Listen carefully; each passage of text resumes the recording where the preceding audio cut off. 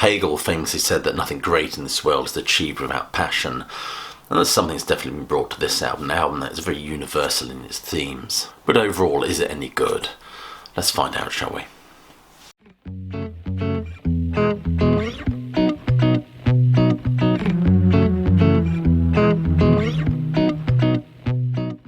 Welcome classic rock fans to an episode of New Album Review, and today we're looking at the latest release from Big Big Train. I think it's fair to say that this band's music references the history of Great Britain and Europe. Their music has been described by Bob Harris as beautiful, pastoral and quintessentially English. Their folklore album especially resonated with me as it delved deep into England's murky and mythological past, kind of darker rendering of Jethro Tull's Songs from the Wood. This album sees them adorning a mantle that has a more universal feel, universal themes that have affected us all during lockdown. This band were making this great music during the first bout of COVID, when the rest of us are all sitting on our over-sanitised hands. And this album, like its predecessors according to the Times, has delved deep into its prog roots. If I may quote, it's an album that's revisited the sound world of early Genesis and Yes, and have managed to create music with great emotional clout, and I would fully concur with that. As I said, this self-produced album was actually recorded during the COVID lockdown and is released on their own label, English Electric Recordings. It continues in the tradition of dramatic narratives, but also tackles issues that could be said to be, ironically, universal themes, if not isolating circumstances. You know, it deals very much with those, as I said, those COVID lockdowns, the separation of loved ones, the passage of time, deaths of people close to the band, and the hope that springs from new love and looking forward to the future. It's an album that I found profoundly beautiful in places, especially myself overcoming the loss of my mother. And I found that this music has a far-reaching and inherent beauty, a shared experience of us all, a common ground, if you like. It's an album like their previous album that's a wide portfolio of influences that have been brought to the fore here.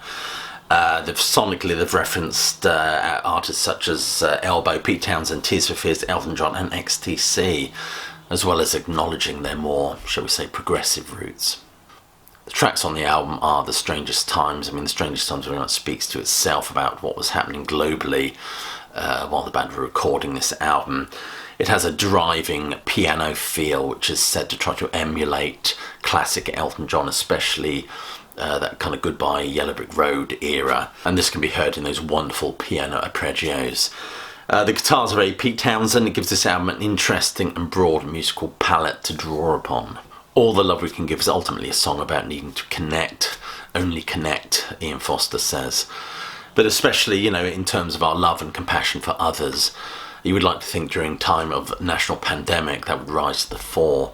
The old cynic in me suggests we'll just return to our very old ways, if not government-imposed isolation, but self-imposed indifference. On this one can especially detect the influence of Bowie, as well as artists like Elbow and Tears for Fears that are sonically referenced here. I love the line in the song, "Sign me up, count me in," has a very Sly and the Family Stone vibe to it. That is before we get a decidedly heavy section, obviously influenced by bands like Deep Purple and Uriah Heep.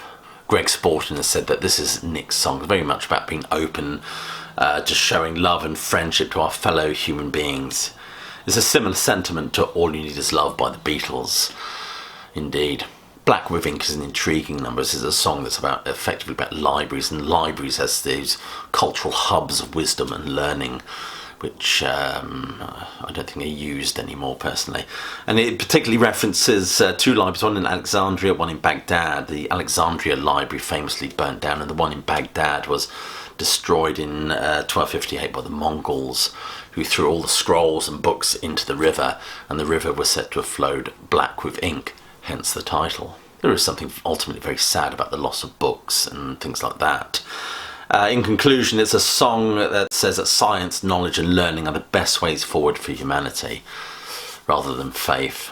Dandelion Clock is a fascinating number. Greg Sporton said ultimately it's a personal song about not achieving much in life. Time is running away, shorter a breath, and one day close to death. Sporton says of this one, for much of the time I've been like driftwood, just floating along and letting life pass me by rather than achieving things. Again, that half a page of scribbled lines, I guess. Dandelions, of course, are a motif in this one with that bright yellow head symbolising optimism, which is also a hub of seed or seeding. I know this because the little fuckers are all over my lawn. And also we get the... I read somewhere that a weed effectively is just a plant in the wrong place. And my daughter loves to pick them and just blow them, and there's something very beautiful about that experience that she has. And Greg Sporton has said this is very much a metaphor for time passing. The song does actually make also reference to the XTC number, A Humble Daisy. Headwater just means the start or origins of a river, which again is metaphorically quite interesting, isn't it? As a river is something that is a continuous flow, could be said to be a metaphor for life. Apollo is an intriguing one which references Genesis' Los Endos and certainly demonstrates the band's remarkable musical abilities. On display is clearly the band's love of fusion, progressive music. It also has a very Jethro Tull-like influence, which is certainly going to appeal to me. The main section with the melody played by the violin, flute and guitar. It also has some interesting lead guitar flourishes as well, which are distinctly very Jeff Beck, I think. Common Ground is a love song about finding something, things that you can share or have in common with other people. And it fits into that whole theme of the album, this idea of coming together, this universal shared bond of humanity during times of national crisis or pandemics, which is a global crisis in this case. It says in my liner notes to this that it has a very XTC quirkiness to it. Some of the songs on this album do remind me of that Summer Cauldron by XTC, which is that wonderful stuff produced by Todd Rundgren. It's definitely worth checking out. Atlantic Cable is another song ultimately about the need to connect, or only connection. It tells the story of the first Atlantic Cable, which had to be repaired by the Great Eastern. Second cable ultimately was laid by this ship, which enabled people to talk, connect, communicate from thousands of miles away, to jointly and collectively find that common ground, shall we say. There are certain themes that run beneath the story, or the album in general, really. That is, mankind is better when different people are talking to one another. Communication is key. Learning wisdom is key to a better world. And that mankind is at its best when it endeavours to do things through science and learning, rather than faith and superstition. And then we get end notes. Greg Sporton says of this one that the song tells the story of an underachieving man, me, who meets the woman, my wife, Kathy, and finds happiness and fulfillment both in his private life and in his life as a professional musician and songwriter.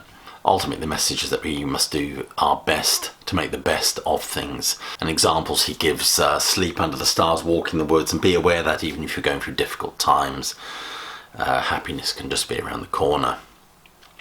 The famous saying, isn't it, that there is light at the end of the tunnel, or is it just another oncoming train?